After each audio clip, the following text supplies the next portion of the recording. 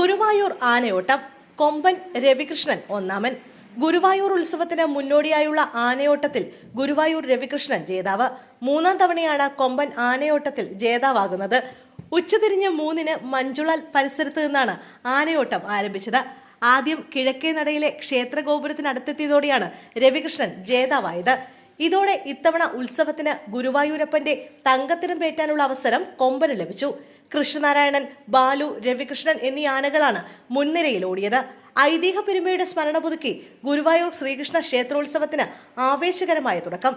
ഉത്സവത്തിന്റെ പ്രാരംഭ ചടങ്ങായ ചരിത്രപ്രസിദ്ധമായ ആനയോട്ടം ശനിയാഴ്ച ആവേശനിർഭരമായ അന്തരീക്ഷത്തിൽ നടന്നു.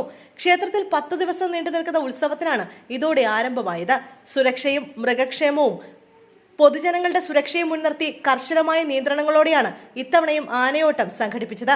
ആനകളുടെ ശാരീരിക ക്ഷമത ഉറപ്പാക്കി വിദഗ്ധ ഡോക്ടർമാരുടെ പരിശോധന ഉൾപ്പെടെ പൂർത്തിയാക്കിയാണ് ആനയോട്ടം സംഘടിപ്പിച്ചത്.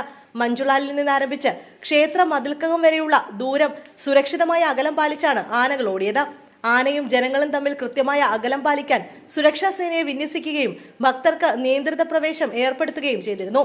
ഗുരുവായൂർ അമ്പലത്തിൽ ആനയില്ലാതിരുന്ന കാലത്ത് ഉത്സവ എഴുന്നള്ളിപ്പിന് കൊടുങ്ങല്ലൂരിലെ തൃക്കണാമതിലകം ശിവക്ഷേത്രത്തിൽ നിന്ന് ആനകളെ കൊണ്ടുവരുമായിരുന്നു. എന്തോ കാരണങ്ങൾ കൊണ്ട് ഒരു വർഷം ആനകളെ കൊണ്ടുവരാൻ കഴിഞ്ഞില്ല. അന്ന് ഉച്ചയ്ക്ക് ശേഷം തൃക്കണാമതിലകം ക്ഷേത്രത്തിൽ നിന്ന് ഗുരുവായൂർ ക്ഷേത്രത്തിലേക്ക് ആനകൾ ഓടിയെത്തിയെന്നാണ് ഐതിഹ്യം.